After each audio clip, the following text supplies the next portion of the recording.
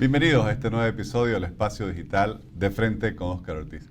Hoy conversaremos sobre la economía, cómo ven a Bolivia distintas agencias especializadas, calificadores de riesgo y organismos multilaterales. Conversaremos con un experto en la materia, Walter Morales Carrasco, quien es doctor en Economía por la Universidad Autónoma de Madrid, en España, y además tiene una ingeniería industrial y estudios de posgrado en desarrollo directivo y maestría en finanzas por la Universidad Adolfo Ibáñez de Chile. Cuenta con más de 20 años de experiencia en posiciones ejecutivos de análisis y asesoramiento a la banca, pensiones y mercado de valores en áreas de riesgo, negocios e inversiones. Ha sido también director del Banco Central de Bolivia. Walter, muchas gracias por aceptar nuestra invitación. Gracias, Óscar. Un placer estar acá a disposición.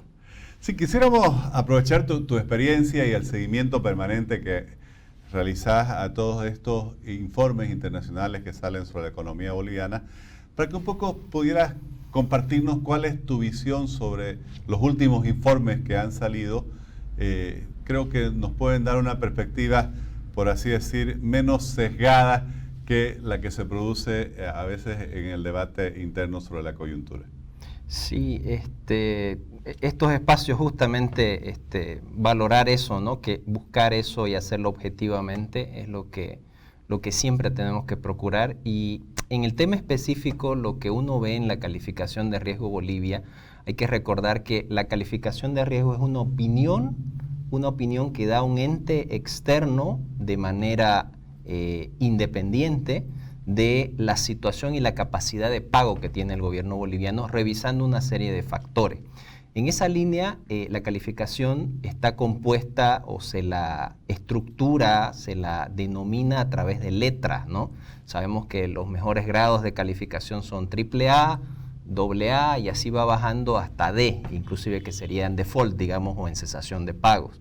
Y se le añade a cada una de esas combinaciones de letras, se le añade ya sea un símbolo más o menos, o un numeral 1, 2 o 3, que implicaría que estás con mejor o en menor calidad crediticia dentro de ese grado, digámoslo así. Entonces, ¿y Bolivia qué es lo que ha pasado desde un punto de vista evolutivo?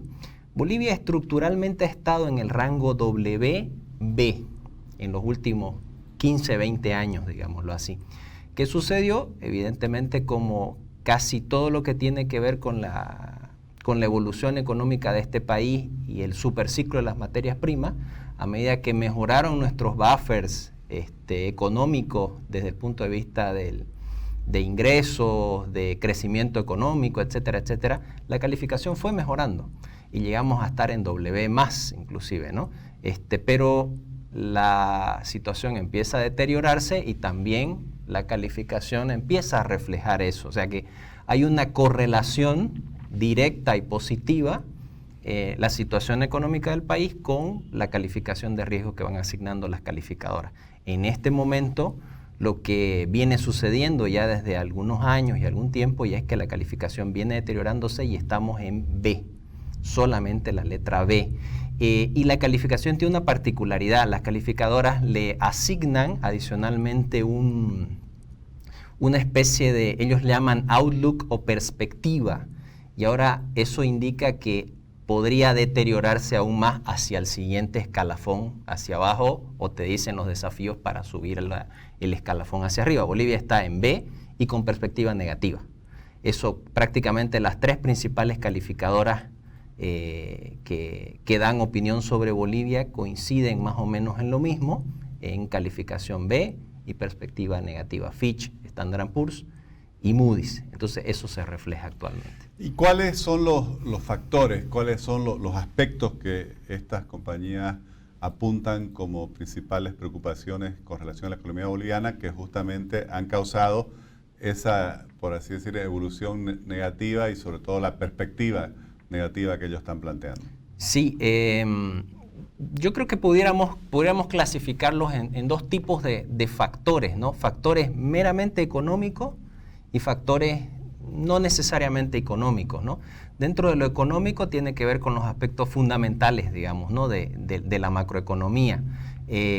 Una disminución del crecimiento, pero fundamentalmente esa disminución del crecimiento que es la causa, lo que está generando y lo que hace que las calificadoras pongan de relieve en por qué asignan este rating, es que, por ejemplo, han disminuido los colchones, digamos, que teníamos para hacer frente a shocks externos o hacia cumplimiento de servicio de deuda, ¿no es cierto? La caída dramática que viene sucediendo en las reservas internacionales desde 2015 hasta la fecha, ¿no? O sea, para que tengamos una idea, 2015 recordaremos que llegamos a 15.000 millones de dólares en reservas, ¿no es cierto? Con un Producto Interno Bruto de alrededor de 40.000 millones de dólares. Entonces era un respaldo muy importante y ahora las reservas están en alrededor de 4.800 millones de dólares, de los cuales la mitad es oro, ¿no? Entonces, reservas líquidas tenemos alrededor de 2.000 millones de dólares, lo cual eso hace que la calificadora, por ejemplo, llame la atención sobre ese tipo de aspectos. Otro aspecto tiene que ver con la solvencia del Estado, el déficit fiscal, que evidentemente se ha vuelto a deteriorar. En algún momento recordaremos y nuevamente tenemos que traer a colación porque está intrínsecamente relacionado el boom de materias primas y los ingresos que tuvo este país. Se generaron superávits duales, ¿no es cierto?, comercial y fiscal, pero otra vez se incurrió en déficit desde ya hace varios años.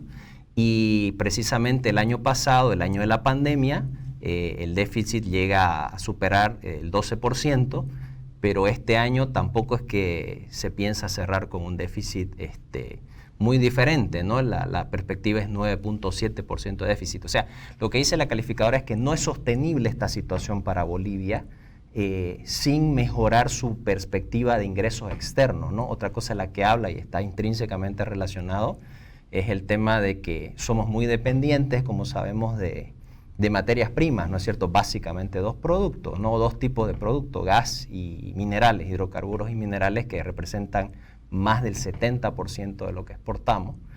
Entonces, sumado al problema de que en el caso de los hidrocarburos, ya no solo es el tema precio, ¿no? El hecho de que suban los precios ayuda, pero tampoco tanto, porque el problema también son los volúmenes, ¿no es cierto? Algo que llama la atención las calificadoras respecto a la perspectiva que tenga Bolivia de seguir sosteniendo los contratos de gas, de seguir pudiendo cumplir los contratos de gas. Entonces, ese es otro tema que hace preocupar, digamos, en general. Y por más que los precios, como decía, suba, recordarás que el año pasado el precio del petróleo, que está íntimamente relacionado al del gas, llegó pues a valores negativos, ¿no? Y hoy está más o menos en 70 y pico dólares y la perspectiva es que siga así, pero tampoco eso es que ayuda demasiado, ¿no es cierto? Y por otro lado tenemos el tema de que un precio alto del petróleo también complica la subvención a los combustibles, ¿no? Entonces, hay una serie de situaciones desde el punto de vista económico, como decía, que hacen a la solvencia del Estado, a la capacidad de hacer frente a los shocks. Y en lo no económico, algunas que siempre han estado, que son estructurales al caso boliviano, ¿no es cierto? La inestabilidad política, las protestas sociales, ¿no es cierto? La inseguridad.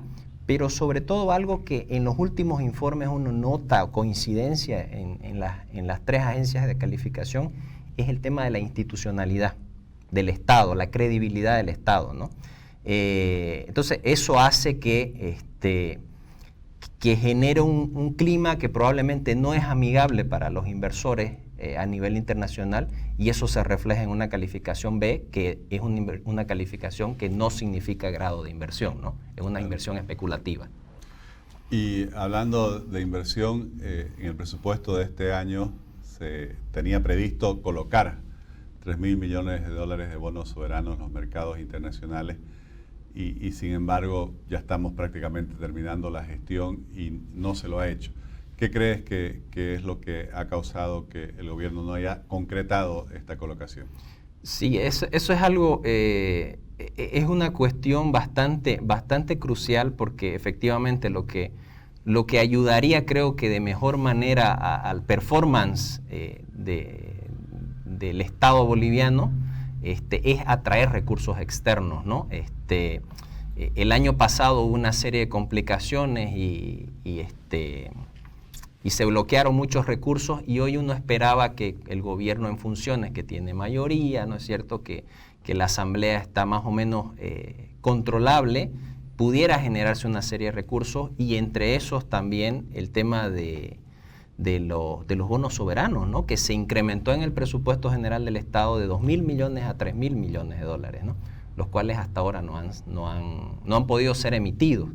La hipótesis que yo creo que es la más plausible es que, dado el deterioro que va sucediendo y que van percibiendo los inversores a nivel internacional y la situación del país, y uno cuando mira la cotización de los bonos bolivianos emitidos ya, Bolivia tiene tres bonos emitidos, los que vencen el 2022, el 2023 y 2028, y esa es una de las preocupaciones. Tenemos 500 millones de vencimiento el año que viene, en octubre aproximadamente. Entonces esa es una de las preocupaciones, que el destino de los 3.000 millones sea para recambiar también los pasivos, digamos, que ya han sido emitidos. Cuando decís las preocupaciones que podrían tener los inversionistas. Los inversionistas, correcto, y las calificadoras, por ende, ¿no? O en el orden inverso, digámoslo así. Y lo que sucede es que cuando uno mira la cotización de los bonos bolivianos, lo que ha sucedido en el último año, digámoslo así, es que la tasa de los bonos que implicaría una salida a mercados internacionales de Bolivia en soberano, estaría alrededor del 9%, ¿no? Entonces, evidentemente es una tasa sumamente onerosa, que evidentemente puede generar complicaciones, y es lo que uno entiende que probablemente por eso es que no han salido, ¿no?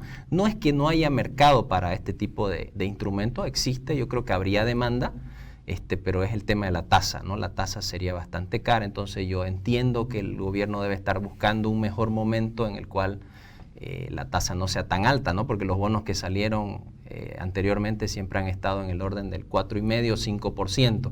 Entonces sacarlos al doble o por encima del 5% sería un fracaso, ¿no? Eso quería preguntarte cuando mencionás la tasa sería bastante elevada. ¿Tenés alguna percepción de cuánto podría ser colocar esos bonos en este momento?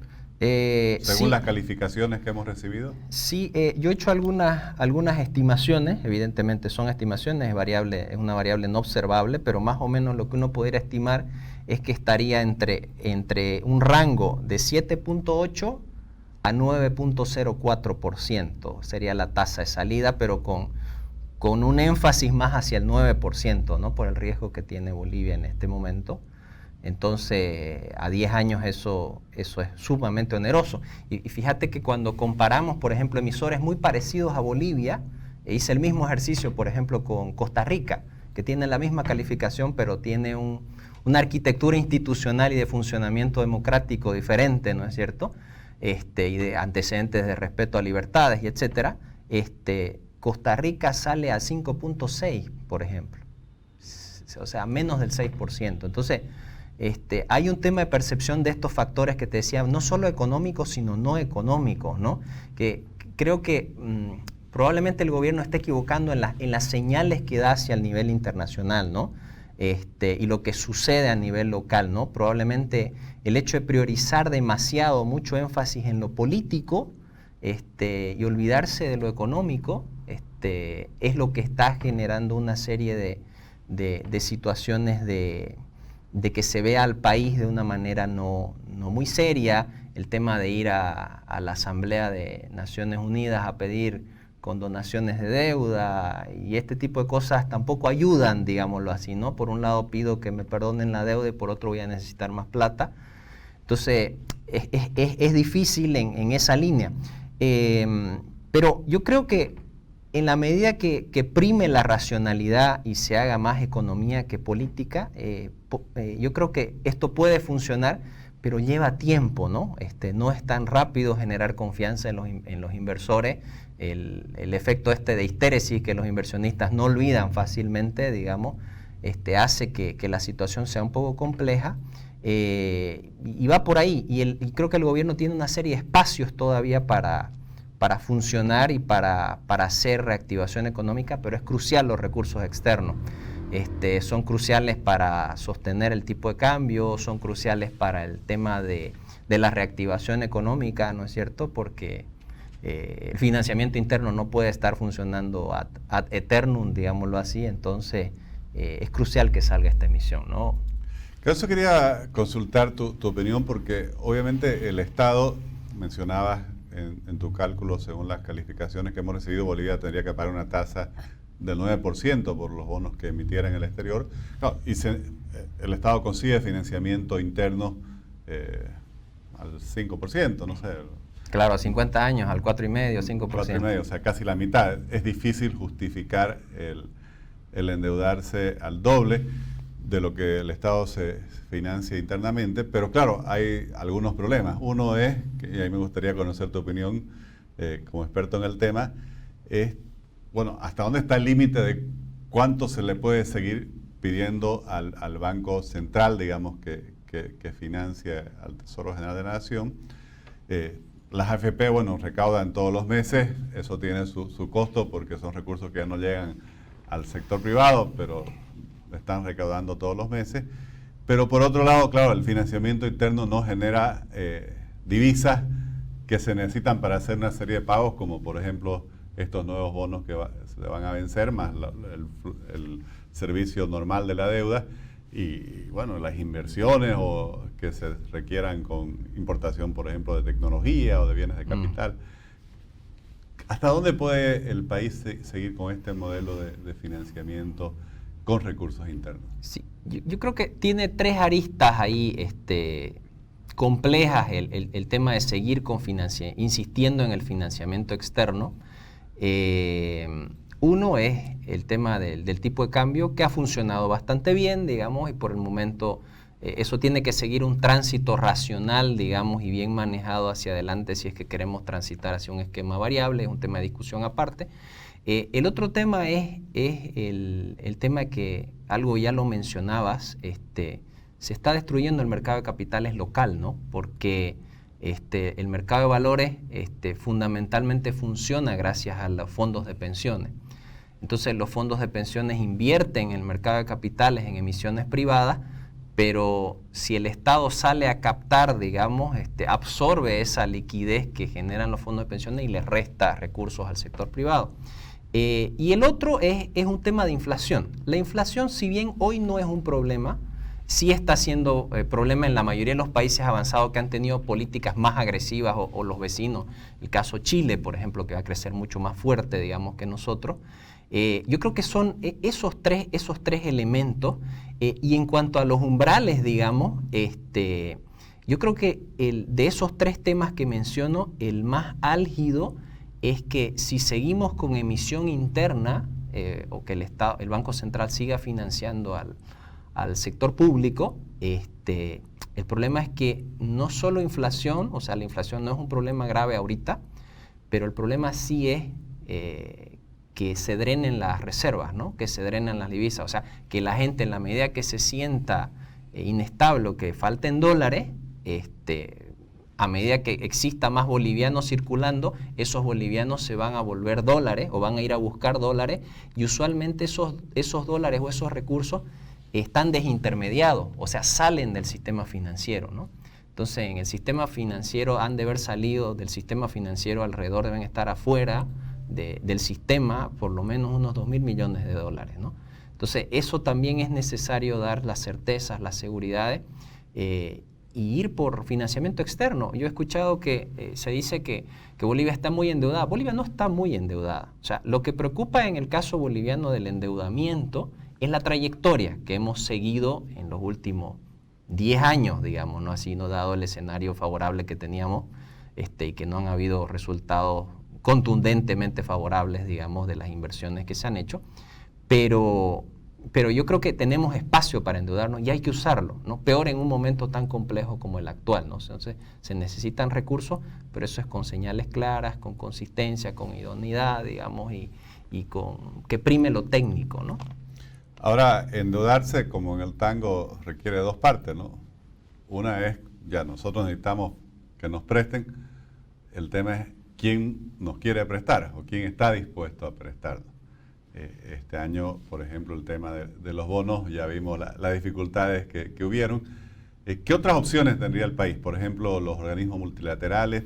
Eso pareciera como que ha desaparecido un poco el escenario, ¿no? El gobierno apostó a los bonos y quizás no hizo gestiones con los organismos multilaterales, o ahí ya tenemos límites. ¿Cuál es tu percepción? A mí me parece que, a ver, usualmente lo que puede estar sucediendo, vamos a hipotetizar, ¿no? Por el conocimiento que tenemos probablemente de los procesos de endeudamiento que tienden a ser largos, digamos, ¿no? Gran parte de lo que se ha desembolsado este año, por ejemplo, esos 500 millones fueron gestionados por el anterior gobierno, la gran parte de eso, ¿no? Entonces, gestionar y trabajar con los organismos tiende a costar mucho, ¿no? Tiende a costar tiempo. Los organismos tienden a exigirte, ¿no es cierto?, una serie de requisitos y seriedades, ¿no es cierto?, y de señales claras de que vas a mantener una serie de aspectos. Incluso hoy se fijan en aspectos como el medio ambiente, ¿no? Con lo cual tampoco estamos muy bien, digámoslo así, ¿no? De incendiándose el oriente y etcétera, etcétera. Entonces, yo creo que va en la misma línea del problema que estamos teniendo para la tasa en la emisión de los bonos internacionales, ¿no?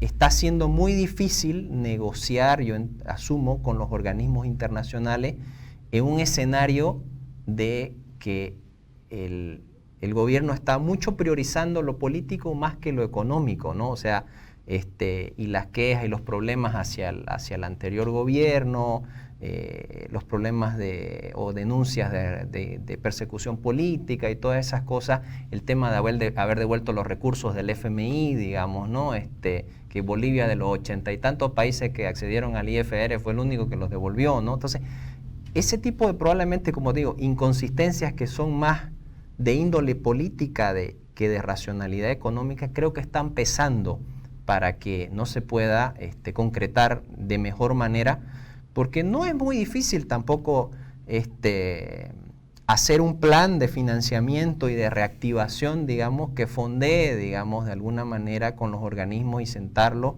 y hacerlo. Toma tiempo, pero requiere credibilidades, ¿no es cierto? Y demostraciones de que el país va a ir por un camino adecuado, que no significa condicionalidad, digamos, o pérdida de soberanía, digámoslo así, ¿no? Es tema de seriedades, de formalidades, ¿no? Una última pregunta. Claro, si uno no necesita pedir prestado, bueno, como que uno podría no darle mayor importancia a lo que dicen estas agencias calificadoras de riesgo. El tema es que cuando ya uno sale a los mercados internacionales, hay que convencer a la gente que le preste a uno, y para ello todos estos posibles inversionistas leen los informes de estas agencias. ¿Cuáles son los principales planteamientos que tienen estas agencias de aquellos temas que habría que, por así decir, corregir, mejorar en nuestra situación a fin de hacernos más atractivos, o de que ellos den informes favorables que recomienden la inversión en nuestros títulos? Sí, excelente. Esa es una muy buena pregunta, porque usualmente las calificadoras también te dicen cuáles serían los desafíos, digamos, ¿no? Para mejorar la calificación, o qué aspectos harían mejorar la calificación de riesgo de los países, ¿no? Uno de ellos es la disciplina fiscal, ¿no? Que en este caso, dado el contexto todavía pandémico, digámoslo así, no te están exigiendo que te ciñas a bajar tu déficit fiscal al 1% o al 2% o a estar en equilibrio, porque necesitamos el impulso fiscal, el gasto es necesario, pero sí una señal o señales de proyecciones de credibilidad, por ejemplo, fiscal, de reglas fiscales, como han hecho otros países. El caso de Brasil es por ejemplo, interesante, demostrar que te vas a ceñir a reglas fiscales. También el tema de generar situaciones de libertad económica, digamos, de los agentes y de apoyo al emprendimiento privado. Está clarísimo de que este país ha optado por un modelo más o menos híbrido, ¿no? De que el Estado va a ser grande, ampuloso, va a liderar ciertas cosas, pero no se puede dejar de lado la otra mitad que piensa de que también debe haber un esquema privado, Yo creo que ese es otro desafío que tiene que existir. Y el tercero es este tema que mencionábamos de la institucionalidad, el sistema judicial que sea creíble, todo lo que hablan los indicadores de libertad económica, el doing business del Banco Mundial, todo ese tipo de cosas que hablan a la credibilidad del Estado, ¿no es cierto?, la independencia de poderes, todo lo que, fíjate que lo que nos dice la evidencia es contundente respecto a cuáles son los países que se desarrollan en el mundo, son los que respetan este tipo de situaciones. No hay misterio, digamos, ¿no? Es solamente seguir esos pasos o al menos dar señales de que vas a ir por ese camino. Walter, realmente muy claro y esclarecedora tu explicación. Te agradezco mucho por compartirla con nosotros. Gracias, Oscar. Un placer. Gracias.